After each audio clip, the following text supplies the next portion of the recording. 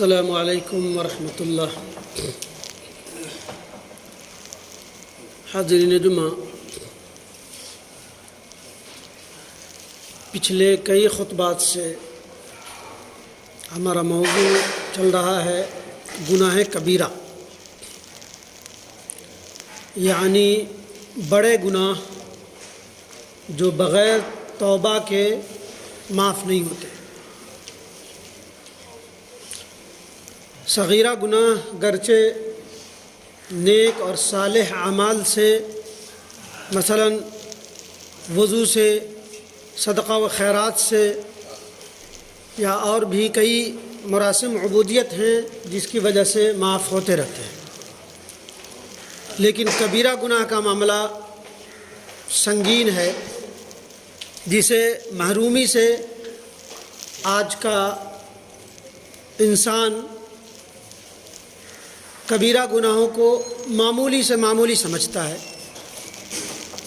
مثلا بتایا گیا کہ شرک، عقوق الوالدین، شراب، جوا، سود، رشوت، خیانت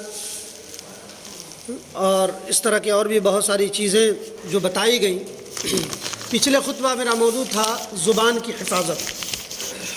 زبان، ایک زبان ہوتا ہے اور ایک زبان، اس کو زبان بولتے ہیں، اور جو بولی جاتی ہے اسے زبان بولتے ہیں، جسے لینگویج کہتے ہیں۔ حاضرین، جس میں یہ بھی بتایا گیا تھا کہ ما یلفظ من قول الا لدیہ رقیب عتید، کہ انسان اپنے منہ سے یا زبان سے جو کچھ بھی نکالتا ہے اس کو لکھنے والے فرشتے اچک لیتے ہیں۔ جو کچھ اچھی بری جو چیز بھی بولتا ہے، زبان سے نکالتا ہے، اسے لکھ لیا جاتا ہے۔ دوسری جگہ یہ سورہ قاف کی آیت ہے، آیت نمبر 18۔ دوسری حدیث جو بخاری کی حدیث ہے بیان کی گئی تھی کہ من یضمن لی بین لحییہ وما بین رجلیہ لہ الجنہ، اضمن لہ الجنہ۔ یہ بخاری کی روایت ہے، جس کی روایت میں کسی طرح کی ضعف اور کمزوری نہیں، جس میں بتایا گیا کہ کوئی شخص، یعنی جو شخص بھی مجھے یعنی نبی کریم صلی اللہ علیہ وسلم کو دو چیز کی ضمانت دے دے، یعنی دونوں جبروں کے بیچ زبان اور دونوں جانگھوں کے بیچ شرمگاہ کی، یہ دونوں چیزوں کی ضمانت دے دے تو میں اسے جنت کی ضمانت دیتا ہوں۔ یہ بہت بڑی چیز ہے۔ یہ زبان بہت اہم ترین چیز ہے۔ گناہ کبیرہ کے تمام ترین جو وہ ہیں، یوں تو آنکھ سے بھی ہوتا ہے، غیبت، چغلی، حسد، ویل لکل ہمزۃ لمزہ، کہ جہنم ہے، ویل ہے ان کے لیے جو غیبت کرتے ہیں، خواہ وہ سامنے ہو یا پیٹھ پیچھے ہو یا سامنے ہی اشارہ سے، تو ویل ہے، جہنم ہے۔ حاضرین، آج جو میرا موضوع ہے وہ ہے جھوٹ۔ جھوٹ بولتے ہیں نا، کذب، جسے عام طور پہ آج کا انسان کوئی گناہ سمجھتا ہی نہیں، اور یہ تصور بیٹھا ہے کہ بغیر جھوٹ کے نہ ہمارا بزنس چلتا ہے، نہ ہماری شخصیت میں نکھار آتا ہے، نہ یہ ہوتا ہے نہ وہ ہوتا ہے۔ حالانکہ یہ سب ڈھونگ ہے۔ جھوٹ تو بہرحال جھوٹ ہے۔ یہ بات اور ہے کہ جھوٹ کی تھوڑی سی گنجائش ہو سکتا ہے کہ جو دو بھائی مومن لڑ لے تو اس میں تھوڑا بڑھا چٹا کے خوبیاں بیان کر کے دونوں میں وہ بات بنوا دے، اس میں تھوڑی گنجائش ہے۔ لیکن جھوٹ کے تعلق سے اللہ کے نبی صلی اللہ علیہ وسلم نے سخت وعیدیں فرمائی ہے، اور قرآن مجید میں بہت مذمت آئی ہے۔ جھوٹ کے معنی دروغ گوئی اور غلط بیانی کے ہیں، اور یہ نہایت قبیح صفت ہے۔ جھوٹ کبیرہ گناہوں میں بدترین گناہ ہے۔ قرآن مجید اور احادیث نبویہ میں اس کی سخت مذمت آئی ہے۔ سورہ نحل آیت نمبر 105 میں اللہ تبارک و تعالیٰ فرما رہا ہے انما یفتر الکذب الذین لا یؤمنون بآیات اللہ واولئک هم الکاذبون، جھوٹ بہتان وہی باندھتے ہیں جو اللہ کی آیتوں پر ایمان نہیں رکھتے اور وہی جھوٹے ہیں۔ یہ گرچہ کفار مشرکین کے تعلق سے ہوا کہ وہ چھپاتے بھی ہیں، کفر بھی کرتے ہیں اور حق کو ناحق بتاتے ہیں، جھوٹ تو وہ ہے ہی، لیکن ہر وہ شے جو انسان حقیقت سے دور ہو کر کے بولے وہ جھوٹ ہے۔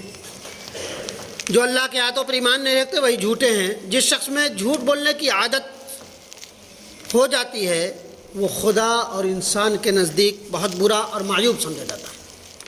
بہرحال آج یا کل اس کی کس بیانی سامنے آ ہی جاتی ہے کہ جھوٹا ہے، دروغ گوئی سے کام لیتا ہے۔ حاضرین، دوسری جگہ اللہ تبارک و تعالیٰ نے فرمایا سورہ زمر آیت نمبر 3 میں، ان اللہ لا یہدی من هو کاذب کفار، بے شک اللہ تعالیٰ اس شخص کو راہ نہیں دکھاتا جو جھوٹا ہے اور احسان نہیں مانتا۔ قرآن مجید اور نبی کریم صلی اللہ علیہ وسلم کی بعثت کے بعد بھی وہ اس کا احسان نہیں مانتا، جھٹلاتا رہتا ہے۔ حقیقت معنوں میں یہ جو لوگ جھوٹے نہیں ہیں، یہ لوگ کامیابی اور ہدایت پا ہی نہیں سکتے۔ حاضرین، نبی اکرم صلی اللہ علیہ وسلم نے فرمایا جھوٹ گناہ کی طرف لے جاتا ہے اور گناہ دوزخ کی طرف۔ انسان جھوٹ بولتا رہتا ہے، جھوٹ بولتا رہتا ہے، یہاں تک کہ مشہور ہو جاتا ہے کہ وہ جھوٹا ہے اور وہ جہنم میں پہنچ جاتا ہے، دوزخ میں پہنچ جاتا ہے۔ آدمی خدا کے ہاں جھوٹا لکھا جاتا ہے، یعنی جہنم میں پہنچ جاتا ہے۔ اور عبداللہ بن عمر بن عاص رضی اللہ عنہ سے روایت ہے کہ ایک شخص نبی کریم صلی اللہ علیہ وسلم کی خدمت میں حاضر ہوا اور عرض کیا، یا رسول اللہ صلی اللہ علیہ وسلم، جنت میں لے جانے والا کام کیا ہے، ذرا بتائیے۔ عرض کیا، یا رسول اللہ، جنت میں لے جانے والے کا؟ نبی اکرم صلی اللہ علیہ وسلم نے فرمایا سچ بولنا۔ جب بندہ سچ بولتا ہے تو نیکی کا کام کرتا ہے، اور جو نیکی کا کام کرتا ہے وہ ایمان سے بھرپور ہو جاتا ہے۔ سچ بولنا نیکی کا کام کرتا ہے، اور جو نیکی کا کام کرتا ہے وہ ایمان کی چاشنی سے بھرپور ہو جاتا ہے، اور جو ایمان سے بھرپور ہوا وہ جنت میں داخل ہو جاتا ہے۔ یعنی سچائی ایک ایسی صفت ہے جو انسان کو جنت تک پہنچاتی ہے۔ نبی اکرم صلی اللہ علیہ وسلم سے نے فرمایا کہ جھوٹ جو ہے، جھوٹ، افطرا اور کذب، جسے لائر بولتے ہیں شاید، کہ یہ نفاق کی بدترین قسموں میں سے ایک قسم ہے نفاق کی، جسے منافق کہا جاتا ہے۔ اللہ کے نبی صلی اللہ علیہ وسلم فرمایا آیت المنافق ثلاث اذا حدث كذب واذا وعد اخلف واذا عاهد غدر۔ یہ بخاری اور مسلم دونوں کی روایت ہے، یعنی دونوں میں، جسے متفق علیہ کہتے ہیں، یعنی دونوں میں، بخاری اور مسلم حدیث کی مستند ترین کتاب ہے، اور دونوں میں جو حدیث روایت ہو اسے متفق علیہ کہا جاتا ہے۔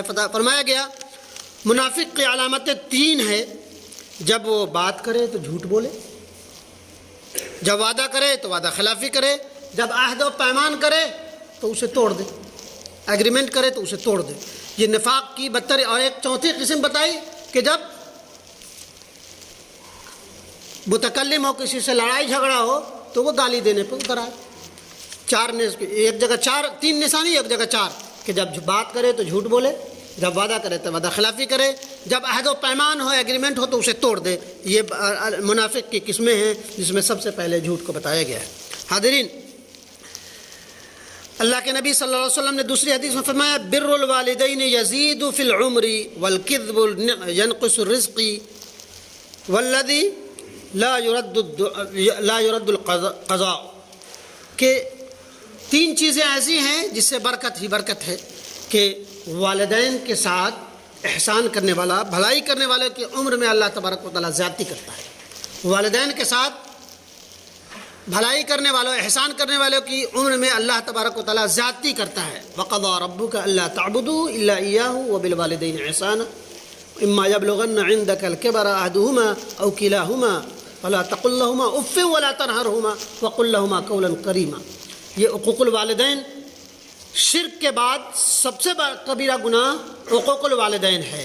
یعنی ماں باپ کے ساتھ بدترین سلوک کرنا اللہ تبارک و تعالیٰ کو سخت ناگوار ہے. اس سے انسان کے عمر میں برکت ختم ہو جاتی ہے اور اس کی نوجوانی میں موت ہو جاتی ہے.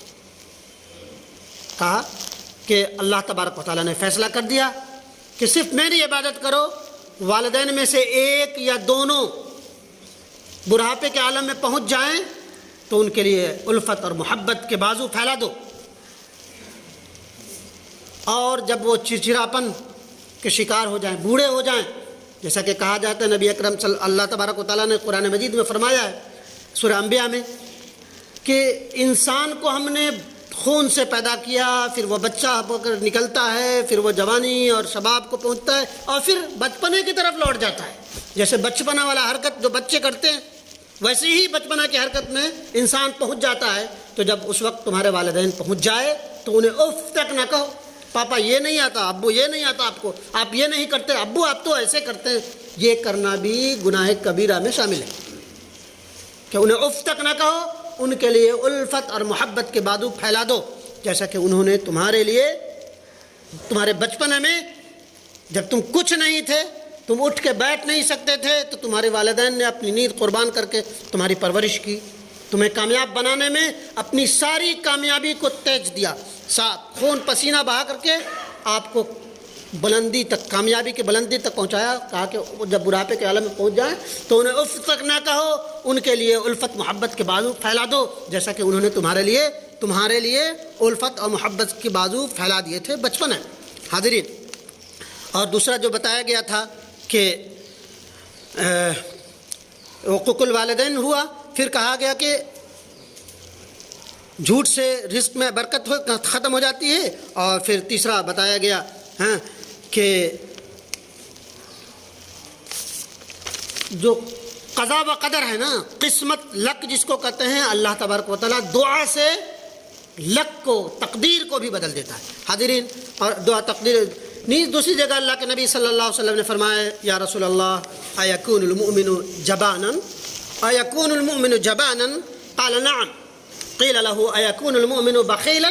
قال نعم. قیل له ایکون المؤمن کذابا؟ قال لا. یہ امام مالک کی موطا امام مالک کی روایت ہے، اور دوسری کئی احادیث میں ہے کہ نبی اکرم صلی اللہ علیہ وسلم سے پوچھا گیا، استفسار کیا گیا، عرض کیا گیا، اے نبی کریم صلی اللہ علیہ وسلم کہ کیا مومن بخیل ہو سکتا ہے؟ ہاں ہو سکتا ہے. جبانن، کیا مومن بزدل ہو سکتا ہے؟ ہاں ہو سکتا ہے، مومن بزدل بھی ہو سکتا ہے، مومن بخیل بھی ہو سکتا ہے.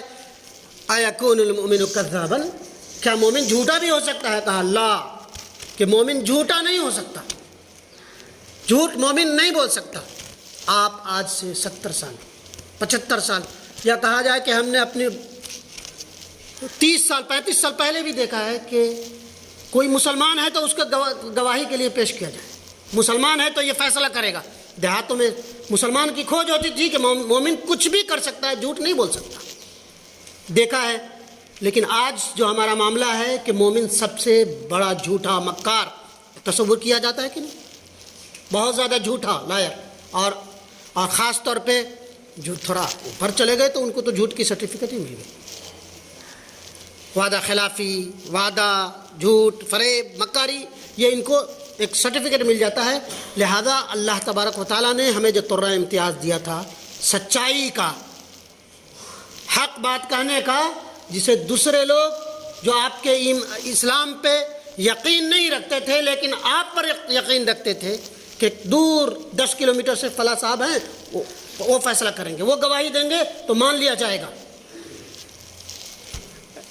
رحمۃ للعالمین کے ایک بہت بڑے مصنف جسے کہا جاتا ہے علامہ شبلی کی نے سیرت النبی کو دماغ سے لکھا ہے، رحمۃ للعالمین کو علامہ سلیمان منصور پوری نے دل سے لکھا، دل اور دماغ دونوں سے لکھا.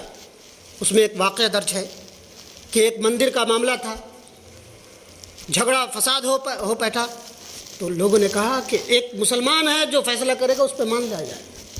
مسلمان آتا ہے کہ نہیں، جہاں مندر کی زمین تھی، ہم نے بچپنا میں دیکھا ہے یا اپنے باپ سے سنا ہے کہ وہ مندر کے حق میں زمین دے دی جاتی ہے، مندر کے حق میں فیصلہ، وہاں گرچہ وہ تھا لیکن اسلام کی سچائی تھی کہ ہر جگہ، ہر آن، ہر لمحہ، ہر پل مومن سچ ہی بولتا تھا، جھوٹ کے قریب تر نہیں جاتا تھا۔